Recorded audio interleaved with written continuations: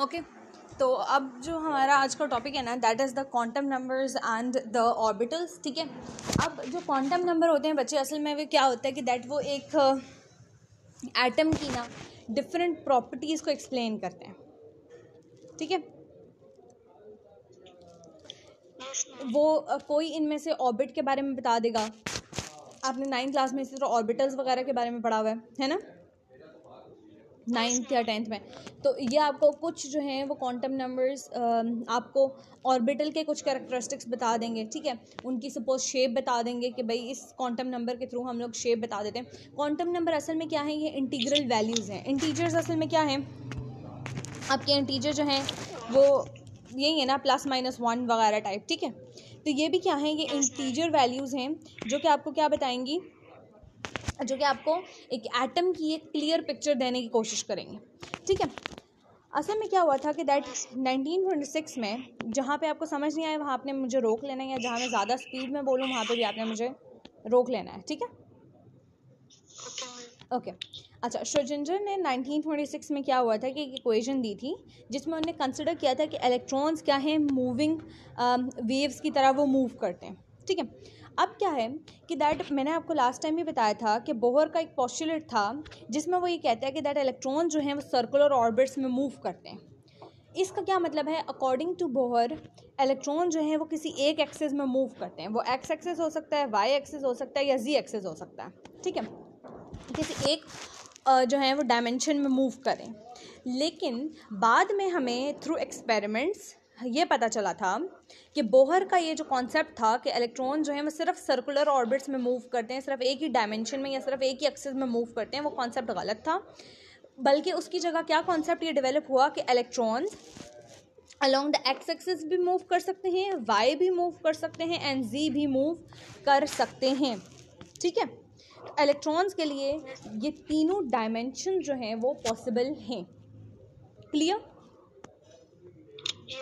First paragraph में आपको ना ये पॉइंट समझाया गया। सेकंड पैराग्राफ में आपको क्वांटम नंबर की डेफिनेशन दी गई है कि ये बेसिकली क्या है, न्यूमेरिकल वैल्यूज़ हैं जो कि हमें एक एटम की एक बहुत क्लियर पिक्चर प्रोवाइड करते हैं। कैसे, एक एटम के अंदर क्या क्या होता है, इलेक्ट्रॉन्स वगैरह के बारे में मोस्टली यहाँ पर ये बात कर रहे हैं। ठीक है, कि इलेक्ट्रॉन्स जो हैं वो ऑर्बिट्स में, ऑर्बिटल्स वगैरह में मूव करते हैं। ठीक है, ये यहाँ पर हमें बताया गया।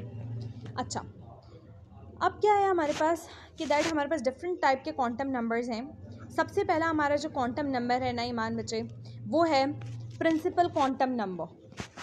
ठीक है, जिसको आप एन से इंडिकेट करते हो। आपने बोहर में एक पोस्टुलेट पढ़ा था जिसमें एक इक्वेशन दी हुई थी NH/2 pi. Do you remember that? उसमें मैंने आपको कहा था कि n is the principal quantum number, और n जो है वो हमें बताता है नंबर ऑफ द शेल, कि किस शेल में इस वक्त इलेक्ट्रॉन मौजूद है, हम किस शेल वाले इलेक्ट्रॉन की बात कर रहे हैं। क्लियर? Yes, ma'am. ये वो वाला n है।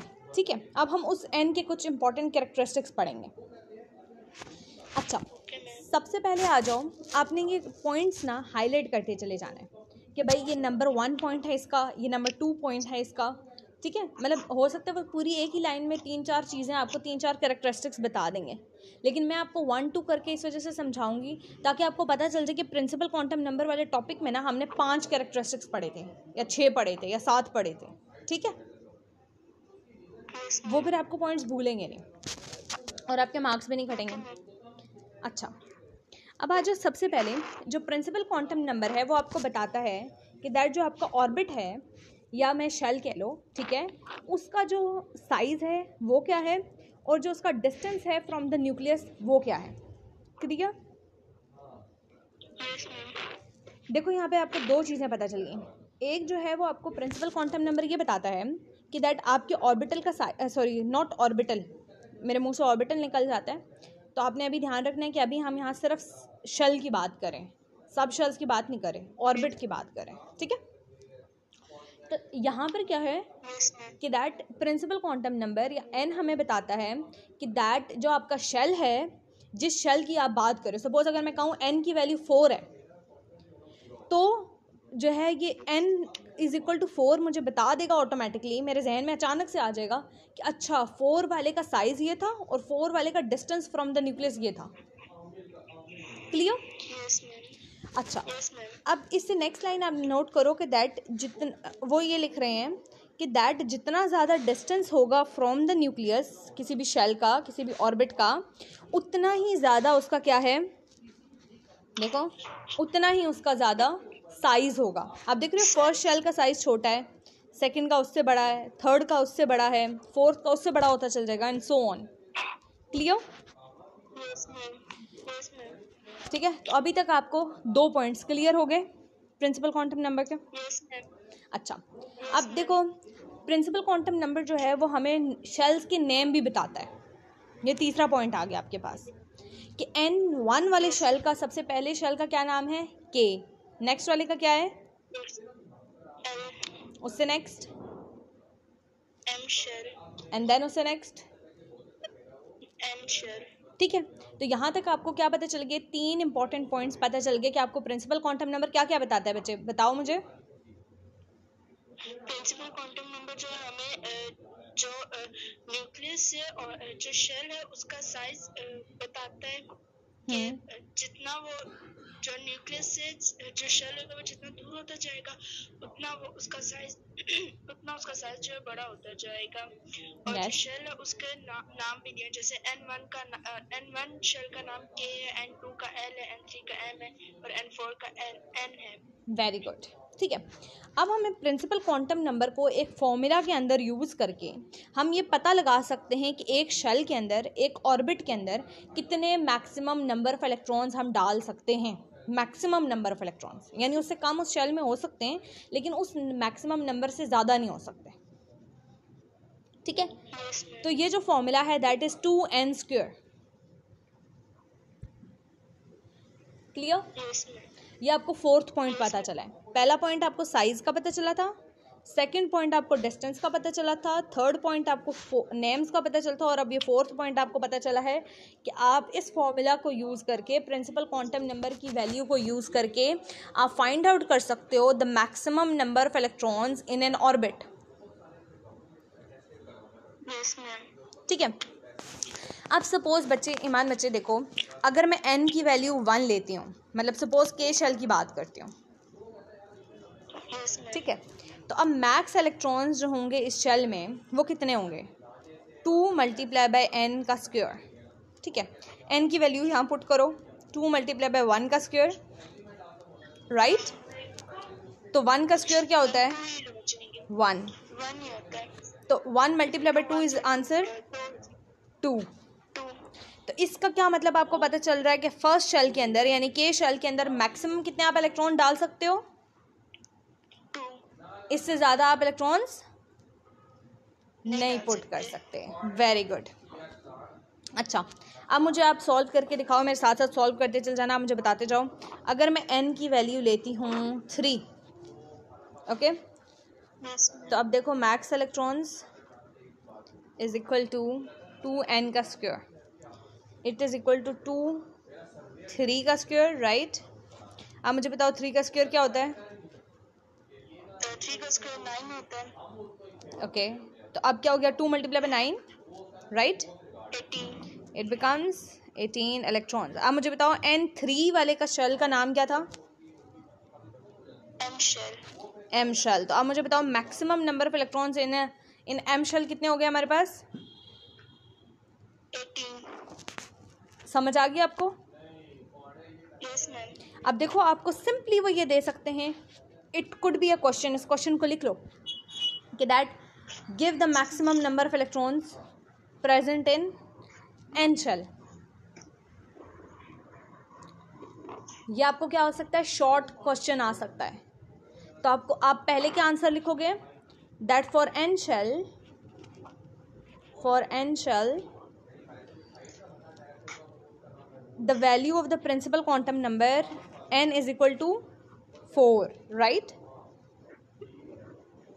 Yes ma'am. ठीक है, then by using this formula we can find out the maximum number of electrons। और फिर आप इसमें n की वैल्यू पुट करके इसको सॉल्व करके आप क्या निकाल लोगे, फाइनल आप मैक्सिमम नंबर ऑफ इलेक्ट्रॉन्स निकाल लोगे, राइट। Yes ma'am. ये आपको क्या हो सकते हैं, ये आपको शॉर्ट आंसर, क्वेश्चन आंसर आ सकता है, ठीक है। Yes ma'am. अच्छा, अब आपको एक और चीज़ यहाँ पे लास्ट लाइन यहाँ पे लिखी हुई है कि दैट n की वैल्यू जितनी ज़्यादा हाई होगी उतनी ही ज़्यादा एनर्जी होगी इलेक्ट्रॉन की। ठीक है, इन शॉर्ट इसके ऊपर लिख लो कि जितना ज़्यादा एक इलेक्ट्रॉन आउटर शेल में मौजूद होगा उतनी ही ज़्यादा उसकी एनर्जी होती चल जाएगी। मतलब वो देखो इलेक्ट्रॉन जो कि इनर शेल में होगा यानी न्यूक्लियस के पास है उसकी एनर्जी क्या है, कम है। जो जितना दूर दूर जाओगे उतनी ज़्यादा क्या होगी आपकी एनर्जी हायर होती जाएगी। एग्जैक्टली। तो ये आपका आई गेस 6th पॉइंट था या 5th पॉइंट था? 6 पॉइंट। एग्जैक्टली। ओके, यहाँ तक क्लियर? Yes ma'am. अब हम आ जाए नेक्स्ट क्वांटम नंबर की तरफ। Yes ma'am. अच्छा, अब आ जाओ हमारे पास आ जाता है नेक्स्ट क्वांटम नंबर जो है वो आपका that is the azimuthal quantum number, जिसको एल के साइन से इंडिकेट किया जाता है। एल देखो, स्मॉल एल। Yes ma'am. ठीक है, इसका सबसे पहला पॉइंट ये देख लो कि ये ऑर्बिटल की शेप बताता है, not the orbit not the shell, ये सब शेल की शेप बता रहा है। यस मैम, ऑर्बिट और ऑर्बिटल में क्या फर्क है? अच्छा, इट्स अ गुड क्वेश्चन। देखो, ऑर्बिट हमें बेसिकली क्या बताता है कि इलेक्ट्रॉन्स न्यूक्लियस के इर्द गिर्द कौन सा ऐसा पाथ है जिसके अंदर इलेक्ट्रॉन्स मूव करें, यानी कौन सी सपोज ऐसी सड़क है न्यूक्लियस के इर्द गिर्द जिसमें इलेक्ट्रॉन्स मूव कर रहे हैं, राइट? Yes ma'am. ठीक है, अब ये एक बड़ी सड़क है, इस सड़क को सपोज 2-3 लाइंस में डिवाइड कर दिया गया है। आपने देखा होगा ना, एक सड़क पे 2-3 लाइंस बनी होती हैं गाड़ियों की। Yes ma'am. ठीक है, अब ये जो लाइन है ये ऑर्बिटल है।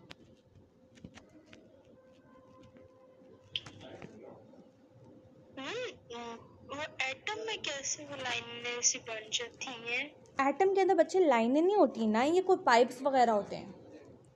ये एक इमेजिनरी जो है वो पाथ है around the nucleus. Okay ma'am. ठीक है, ये खला है, सिर्फ स्पेस के अंदर ये इलेक्ट्रॉन्स मूव कर रहे हैं, लेकिन अपनी आसानी के लिए समझने के लिए हम ये कहते हैं कि दैट ये एक पर्टिकुलर पाथ है। Okay ma'am. असल में होता ये है बच्चे कि इलेक्ट्रॉन जो है ना वो न्यूक्लियस के से ना एक पर्टिकुलर डिस्टेंस पे प्रेजेंट होते हैं, उस डिस्टेंस से ज़्यादा पास नहीं आ सकते। ठीक है, यहाँ से भी पास नहीं आ सकते, यहाँ से भी, यहाँ से भी, यहाँ से भी, यहाँ से भी। ठीक है, तो हमें पता चलता है कि इस पर्टिकुलर डिस्टेंस पे इलेक्ट्रॉन सिर्फ मौजूद होंगे। तो वो जो पूरा डिस्टेंस है हमने उसको क्या नाम दे दिया, शेल का नाम दे दिया। ऑर्बिटल का नाम नहीं देंगे? बड़ा वाला क्या है, शेल। उस शेल के अंदर जो छोटे छोटे रास्ते बने हुए हैं उनका क्या नाम है, sub shell. Orbital. Yes, sub shell या ऑर्बिटल। Okay ma'am. ठीक है, देखो शेल का नाम जो है, शेल को ऑर्बिट कहते हैं यस मैम। और सब शेल को ऑर्बिटल कहते हैं। Okay ma'am. ये आप लिख लो, ये आप इन नामों से कंफ्यूज नहीं होना। Okay ma'am. अच्छा, तो मैं आपको क्या बता रही थी कि जो एजीम्यूथल क्वांटम नंबर है वो आपको ऑर्बिटल के बारे में बताता है। ठीक है, कि उस ऑर्बिटल की शेप क्या है। Yes ma'am. अच्छा, अब जो एजीम्यूथल क्वांटम नंबर है उसकी जो मैक्सिमम वैल्यू होगी ना, सबसे बड़ी वैल्यू होगी, वो n की वैल्यू से हमेशा कम होगी। सपोज अगर आपके पास n जो है वो 4 आता है, तो एजीम्यूथल क्वांटम नंबर की मैक्सिमम वैल्यू, मैं मैक्सिमम की बात कर रही हूँ, मिनिमम हो सकती हैं, ठीक है, मैक्सिमम वैल्यू हमेशा n-1 होगी। Okay ma'am. क्या होगी, इट वुड बी 4 - 1, यहाँ पे इस केस में क्या होगी, 3। क्लियर? Yes ma'am. अब एक बात याद रखना कि जिस तरह n1 से एक पर्टिकुलर शेल का नाम बनता है ना, इसी तरह l की भी स्पेसिफिक वैल्यूज 0 है तो कोई एक ऑर्बिटल का नाम बनेगा, 1 है तो दूसरे ऑर्बिटल का नाम बनेगा। ठीक है, यस मैम। ये यहाँ पे है, तो इस पर कंफ्यूज नहीं होना। अच्छा, सबसे पहले तो आप ये समझ लो कि दैट आपके पास जो ऑर्बिटल है ना बच्चे, वो सिर्फ 4 हैं। ठीक है, S, yes ma'am. P, D, and F. Yes ma'am. ठीक है, एस के केस में आपकी एल की वैल्यू मैक्सिमम, एल की वैल्यू क्या होगी, टोटल 0। Yes ma'am. अगर आपको दिया जाए ना एल इज इक्वल टू 0 तो आपको पता चल जाना चाहिए कि आपसे एस शेल के बारे में बात की जा रही है। Yes ma'am. अगर आपसे L1 की बात की जाए तो आपको पता होना चाहिए कि पी शेल की बात हो रही है। Yes ma'am. L2 हो तो L2 हो तो D की। यस, और L3 हो तो F की। गुड। अच्छा, अब एक और चीज़ आ जाओ कि दैट इन्होंने आपको बताया हुआ है कि दैट जो मैक्सिमम नंबर ऑफ इलेक्ट्रॉन्स किसी भी सब शेल में आते हैं ना, एस के अंदर मैक्सिमम 2 इलेक्ट्रॉन आ सकते हैं, 2 से ज़्यादा नहीं आ सकते। पी के अंदर 6 आ सकते हैं, 6 से ज़्यादा नहीं आ सकते। हाँ, डी के अंदर 10 आ सकते हैं और एफ के अंदर 14 आ सकते हैं। Yes ma'am. Clear? Yes ma'am. अच्छा, अब एक चीज़ देखो कि अगर आपको एल की वैल्यू फाइंड आउट करने के लिए दी जाए ना और एन की वैल्यू दी हुई हो तो आप एल की वैल्यू कैसे फाइंड आउट करोगे? आप एल की वैल्यू हमेशा 0 से n-1 तक स्टार्ट करो, n-1 तक जाओगे, ठीक है? Yes ma'am. 0 से n-1 तक जाएंगे, ठीक है? सबसे पहले हम एग्जांपल ले लेते हैं।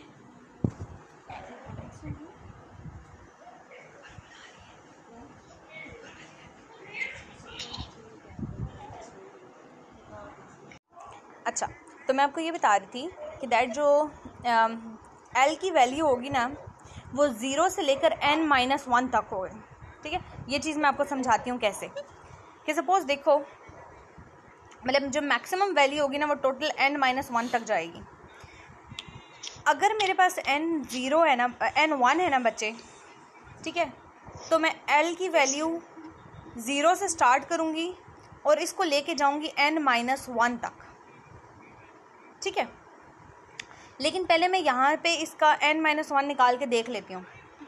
तो n-1 अगर मैं करती हूँ यहाँ पर तो 1 - 1 becomes equal to 0, right? Yes ma'am. और मैंने कहा था मैं n-1 तक ही जाऊँगी, n-1 से आगे नहीं जाऊँगी l की वैल्यू लेके, ठीक है? जब मुझे n की एक वैल्यू पर्टिकुलर दी गई होगी तो मैं यहाँ पर क्या करूँगी, for n is equal to 1 l की जो मैक्सिमम या ओनली वैल्यू बनती है वो 0 बनती है। Clear? Yes ma'am. Yes ma'am. ये पॉइंट समझ आया? Yes ma'am. अच्छा, और मैंने अभी आपको थोड़ी देर पहले समझाया था कि L अगर 0 होगा तो कौन सा ऑर्बिटल बनेगा? L अगर 0 है तो S का। एग्जैक्टली, S ऑर्बिटल बनेगा। तो जब आपको देखो, अगर आपको कहा जाए, अब देखो ईमान, बहुत ट्रिकी क्वेश्चन यहाँ से बन सकता है। यहाँ से ये क्वेश्चन बन सकता है कि सपोज आपको वो दे दें कि n is equal to this value, n is equal to suppose 2, and अब आपको कहें कि वो बताओ इसके अंदर कौन कौन से ऑर्बिटल मौजूद हैं। समझ आई? तो आप क्या करोगे, L को स्टार्ट करोगे। आप पहले यहाँ से n-1 निकाल लो। n-1 क्या होगा, 2 - 1 इज इक्वल टू 1। एग्जैक्टली। तो अब आप L की वैल्यू स्टार्ट करोगे 0 से और कहाँ तक जाओगे, 1 तक। तो अब आपके पास यहाँ पर बच्चे देखो, L की एक वैल्यू नहीं बन रही पहले की तरह, यहाँ पर L की आपके पास 2 वैल्यूज़ बन रही हैं। L is equal to 0 and L is equal to 1। तो इसका मतलब जब n2 होगा, यानी कौन सा शेल कौन सा होगा Iman? N2 L shell. Exactly. तो L शेल के अंदर हमारे पास कितने ऑर्बिटल हैं? 2 ऑर्बिटल हैं। 2 ऑर्बिटल हैं। एक कौन सा वाला, 0 वाला, वो कौन सा है? S है और दूसरा 1 है P। Very good, very good. समझ आ गई ये बात की? Yes ma'am. अच्छा, अब मुझे ये सॉल्व करके दिखाओ कि जब n की वैल्यू मैं आपको 4 दूंगी तो अब मुझे इसमें L की वैल्यूज़ भी निकाल के दिखाओ कि L की कितनी वैल्यूज़ होंगी। एल की मैक्सिमम वैल्यू भी निकाल के दिखाओ मुझे, और इसके ऑर्बिटल्स मुझे बताओ कितना कितना है।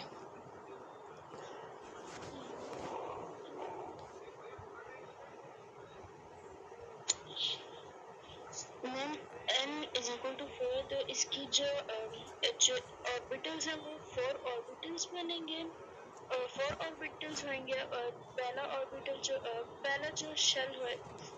पहला जो होएगा l होएगा, वो 0 से हम स्टार्ट करेंगे, लेकिन पहला जो s होएगा 0 होएगा s, फिर 1 होएगा p, 2 होएगा t, ईमान, ये आप देख के बता रहे हो मुझे? नो मैम, ये सॉल्व किया मैंने। हाँ हाँ, तो पहले मुझे स्टार्टिंग से बताओ ना। एल की मैक्सिमम वैल्यू आप निकालो पहले। मैक्सिमम वैल्यू कैसे निकालनी है? n-1 वाले फॉर्मूला से। Yes ma'am. ठीक है, पहले मुझे एल की मैक्सिमम वैल्यू निकाल के बताओ। 4 - 1 इज इक्वल टू 3 है। अच्छा, अब यहाँ तक हमें पता चल गया। अब एल की सारी वैल्यूज मुझे बताओ, आपने कहाँ तक जाना है? 0 से लेकर 3 तक जाना है। ठीक है, तो L is equal to 0, L is equal to 1, L is equal to 2 और एल इज इक्वल टू 3। 0 वाले के लिए सब शेल कौन सा है? एस। 1 वाले के लिए पी, और 2 के लिए डी है, 3 के लिए एफ है। Very good, clear? Yes ma'am. अच्छा, अब ईमान यहाँ पे एक बात देखो आप, कि आपको उन्होंने ये चीज़ देखो यहाँ से ये क्लियरली ये यहाँ पे आपको बता दिया। अच्छा, अब एक और चीज़ आपने यहाँ पे मैंने मिस कर दिया है, वो ये कि इन्होंने आपको एस जो है वो जो ऑर्बिटल्स है ना, ये एस पी डी एफ वगैरह, वो उन्होंने बताया है कि एस किसके लिए होता है? शार्प के लिए, ठीक है, P for principal, D for diffuse and F for fundamental. Very good, clear? Yes ma'am. ये 0 से n-1 की कहानी भी समझ आ गई? Yes ma'am. ये शेल्स के नाम भी समझ आ गए? Yes ma'am. अच्छा, एक बात और याद रखना, आपको एमसीक्यूज में हो सकता है आपको दिया जाए l इज इक्वल टू 3 और आपसे पूछा जाए, ऑप्शन दे दी जाए एस पी डी एफ में से बताओ कौन सा शेल है? ये सब शेल है। ये समझ आ रही है? Yes ma'am. तो आपने इनकी ना इस तरीके से तैयारी करनी है। अच्छा, अब जिस तरह हमने maximum number of electrons in a shell find out कर लिए थे by the principal quantum number, इसी तरह हम लोग फाइंड आउट कर सकते हैं maximum number of electrons in the sub shell by this formula. Yes ma'am. ठीक है, क्या है ये फॉर्मूला? 2 × 2l + 1। Yes ma'am. ठीक है, अब देखो, अगर मेरे पास, मैं आपको कहूँ कि मुझे ये बता दो कि डी ऑर्बिटल के अंदर कितने इलेक्ट्रॉन्स होंगे, तो डी के लिए एल की वैल्यू क्या थी ईमान? डी के लिए एल की डी के लिए 10 थी। ईमान, डी के लिए एल की वैल्यू क्या थी? एल की वैल्यू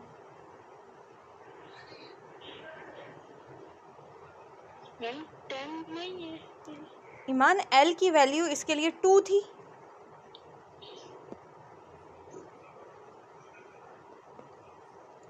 डी ऑर्बिटल के लिए अभी मैंने आपको समझाया था कि अगर एल 0 होगा तो एस शेल होगा, 1 होगा तो पी, 2 होगा तो डी। क्लियर? वो आ रहा था, वो एस में वो 2 इलेक्ट्रॉन्स होता है, मेरे ज़हन में आ रहा था। अभी मैं आपको वही समझाऊंगी, वो मैथमेटिकल कैलकुलेशन से आपको मैं निकाल के समझा रही हूँ। ठीक है, तो अभी हम कहते हैं डी वाले के लिए हम कर रहे हैं, तो डी इज इक्वल टू 2। तो अब यहाँ पे एल की वैल्यू आप क्या कर लो? 2 पुट कर लो, तो 2 × 2 + 1। क्लियर? तो 2 × 2 2 ज़ा 4 + 1, 5, तो 2 5 ज़ा 10। तो डी ऑर्बिटल के अंदर कितने इलेक्ट्रॉन्स हैं? मैक्सिमम। 10। क्लियर? यस। एफ के लिए मुझे ऐसी मैथमेटिकल कैलकुलेशंस करके दिखाओ। एग्जैक्टली तो एफ के अगर हमने maximum number of electrons find out करने, तो एल की वैल्यू उसके लिए क्या थी ईमान? किसकी? एफ के लिए एल की वैल्यू थी 3। तो आपने वहीं पे फॉर्मूला के अंदर पुट किया 2 × 3 + 1। तो फिर 2 को 3 से मल्टीप्लाई किया +1 7 हो गया और 2 को 7 से मल्टीप्लाई किया 14 आ गया। Very good. तो maximum number of electrons in the F shell क्या है 14। ये आपको मैथमेटिकल कैलकुलेशन से प्रूव हो गया। क्लियर? Yes ma'am. ये समझ आ गई ये भी पॉइंट्स? यस। अच्छा यस मैम। अब आप देखो आपको यहाँ पे ये पता चल जाएगा कि एल की वैल्यू के थ्रू कि अगर आपके पास एल जो है वो एन जो है वो 1 है तो देखो एल की वैल्यू 0 हो जाएगी। इसका मतलब इसके अंदर सिर्फ एस ऑर्बिटल होगा। Yes ma'am. एल की वैल्यू के लिए 0 और 1 जो है वो एल की वैल्यूज होंगी, यानी एस और पी ऑर्बिटल है। Yes ma'am. इसी तरह हम फर्दर मूव करते चले जाएंगे। Yes ma'am. ठीक है। अच्छा अब एक और बात आप नोट करोगे यहाँ पर कि दैट आप जिस भी शेल के ऑर्बिटल की बात कर रहे हो ना, उसके पीछे उसका शेल नंबर लिखोगे। अगर आप देखो यहाँ पे इन चारों के अंदर एस ऑर्बिटल हैं, लेकिन अब आपको कैसे पता चलेगा कि वो फर्स्ट वाले के एस ऑर्बिटल की बात हो रही है, सेकंड वाले के, थर्ड वाले के ऑर्बिटल की बात हो रही है? तो आप उसके पीछे मेंशन करोगे 4s। Okay ma'am. ठीक है। अब आपको पता चला कि फोर्थ शेल है और एस क्या है sub shell. Yes ma'am. Clear? Yes ma'am.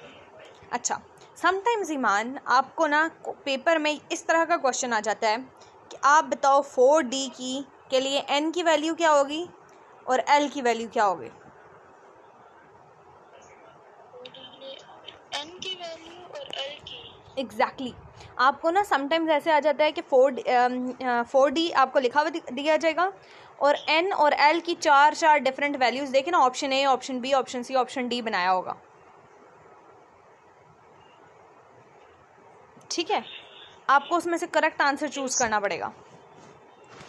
तो यहाँ पर देखो n की वैल्यू क्या है? n की वैल्यू 4। l की वैल्यू क्या होगी d ऑर्बिटल के लिए? d ऑर्बिटल के लिए 2। यस। क्लियर? Yes ma'am. अच्छा अब यहाँ पे शेप्स की तरफ आ जाओ। ये शेप्स पढ़ो। s वाले के लिए कौन सी शेप है? S की स्फेरिकल शेप, P के लिए P is equal to tumble, D is equal to sausage and F is equal to complicated। तो अब देखो यहाँ पर ईमान, ये जो s ऑर्बिटल होगा ना जितना भी, वो क्या होगा? ऐसे होगा। जो आपका p ऑर्बिटल है वो हमेशा ऐसे होता है। ठीक है। और ये देखो d वाले ऑर्बिटल्स इस तरह हैं कुछ, और f ऑर्बिटल बहुत ज़्यादा कॉम्प्लिकेटेड है, उसकी शेप अभी तक जो है वो आपको नहीं बताएगी। Clear? Yes ma'am. Yes ma'am. Next quantum number की तरफ मूव करें। Yes ma'am. रीड आउट करो। Magnetic quantum number m. It explains the effect of an orbital in the magnetic field. It is related with azimuthal quantum number as follows: m is equal to positive l, o and then ओ नहीं है, zero है। Yes ma'am. Zero है ये। Okay. If l is equal to 0, s m is equal to 0, it means that an s orbital is spherical in shape because it is not deflected in any particular direction on placing in a magnetic field. If l is equal to 1 p, m is equal to positive 1 0 minus 1, it means that a p orbital can be deflected in 3 directions on अच्छा अब देखो ईमान, placing in a magnetic असल में ये क्या बताते हैं कि दैट जब आपके पास एक ऑर्बिटल होता है ना, आप उसको एक मैग्नेटिक फील्ड के बीच रख देते हो। ठीक है। तो वो ऑर्बिटल स्प्लिट हो जाता है इनटू डिफरेंट डायमेंशंस। ठीक है।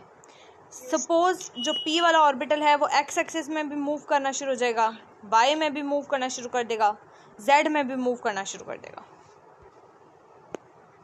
ठीक है।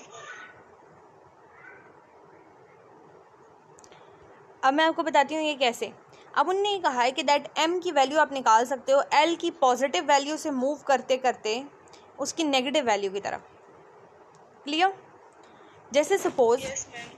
अब आपको ये बताया जाता है कि आपके पास s ऑर्बिटल के लिए ईमान बच्चे l की वैल्यू क्या थी? 2 s। जीरो। तो अब आपने मूव करना है पॉजिटिव l से नेगेटिव l की तरफ, ज़ीरो से गुजरते हुए। ज़ीरो को कोई पॉजिटिव वैल्यू है? No ma'am. कोई नेगेटिव वैल्यू है? No ma'am. तो फॉर s ऑर्बिटल l की वैल्यू भी ज़ीरो है और m की वैल्यू भी क्या है? ज़ीरो। अब आप देख रहे हो कि m की आपके पास सिर्फ एक वैल्यू दी हुई है, एक से ज़्यादा वैल्यूज़ तो नहीं है ना? Yes ma'am.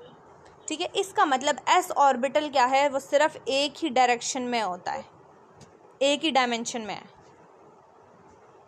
Yes ma'am. ठीक है।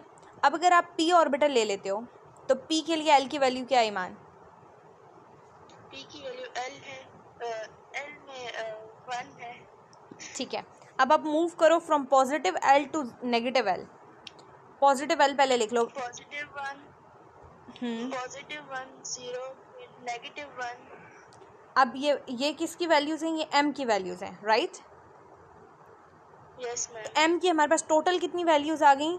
एक पॉजिटिव 1, दूसरी 0, तीसरी नेगेटिव 1। तो टोटल कितनी वैल्यूज़ हैं m की?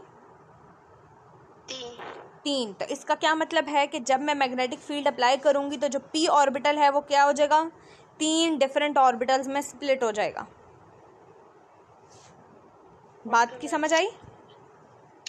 Yes ma'am. अब d के लिए भी हम देख लेते हैं। ये मैं सारे से आपको करवा रही हूँ ताकि आपको इजीली क्लियर हो जाए। फॉर d l की वैल्यू हमारे पास क्या है? 2।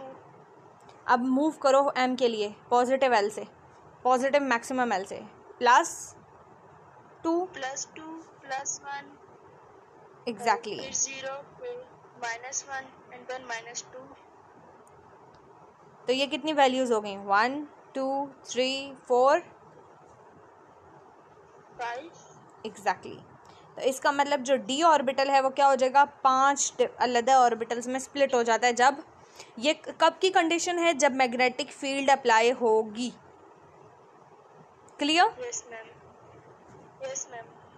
अब f की वैल्यूज़ खुद निकाल लोगे ना? Yes ma'am. Clear?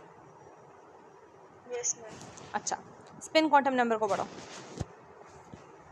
Spin quantum number S. It describes the direction of spin of an electrons. In 1925, Goudsmit suggested that an electron, while moving in an orbital around the nucleus, also rotates or spins about its own axis either in a clockwise or anti-clockwise direction. It may be 50% clockwise and 50% anti-clockwise. Okay, आगे। आगे भी पढ़ो। This is also called self-rotation. This spinning of electron is associated with a magnetic field and hence a magnetic moment. The circular path of an electron around the nucleus is called an orbit. The orbits of shells are denoted by K, L, M, N, etc. The orbits of an atom can be shown in the figure 2.13. The cloud showing the probability of finding the electrons in terms of charged cloud around the nucleus is called electron cloud. ठीक है। अच्छा, बाकी कहानी को छोड़ो। Simple सी बात यह है कि ईमान बच्चे, जब आप किसी भी ऑर्बिटल के अंदर 2 इलेक्ट्रॉन्स रखते हो ना, कभी भी आप एक इलेक्ट्रॉन को रखोगे ना तो वो अपने इर्द गिर्द लट्टू की तरह जब घूमेगा ना, वो यूँ क्लॉकवाइज घूमेगा। यस। ठीक है, एक इलेक्ट्रॉन अगर सिंगल पड़ा हुआ है, लेकिन अगर आप 2 रखते हो ना तो उनमें से एक क्लॉकवाइज मूव करेगा और दूसरा एंटी क्लॉकवाइज मूव करेगा। यस। क्लियर? तो जो क्लॉकवाइज है उसके लिए उन्होंने क्या किया है? उन्होंने -12 जो है वो वैल्यू दी है और उसको जनरली इंडिकेट किया जाता है ऊपर वाले एरो से। ठीक है। सपोज अगर मैं कह रही हूँ कि मैंने एक एस के अंदर 2 इलेक्ट्रॉन्स रखें तो मैं एक वाले को ऊपर वाला एरो दे दूँगी। ठीक है, और इसका क्या मतलब होगा? जो ऊपर वाला हाफ एरो है इसका मतलब क्लॉकवाइज मूव कर रहा है, और जो नीचे वाला है इसका मतलब वो दूसरा क्या कर रहा है, एंटी क्लॉकवाइज मूव कर रहा है। Anti clockwise. क्लियर? बाकी इन्होंने आपको वही सारी कहानी सुनाई है कि दैट KLMN शेल्स होते हैं, ठीक है। और वो जो मैं आपको बता रही थी ना कि इलेक्ट्रॉन्स के लिए कोई बाकायदा सड़क नहीं बनी हुई होती, सिर्फ हमें जगह का पता होता है कि इस जगह में इलेक्ट्रॉन्स मौजूद हो सकते हैं, ठीक है। उस जगह को क्या कहते हैं, इलेक्ट्रॉनिक क्लाउड। यहाँ तक टॉपिक क्लियर? अब इस टॉपिक की आपने बहुत ज़्यादा प्रैक्टिस करनी है, ठीक है। मैं आपसे कोई भी क्वेश्चन इसके हवाले से पूछ सकती हूँ। Okay ma'am. Okay, next topic मैं अभी आपको नहीं पढ़ा रही क्योंकि आपने इसको पक्का करना है, नेक्स्ट वाले इतने मुश्किल भी नहीं है। Okay ma'am. ओके, चलें, अल्लाह हाफिज़।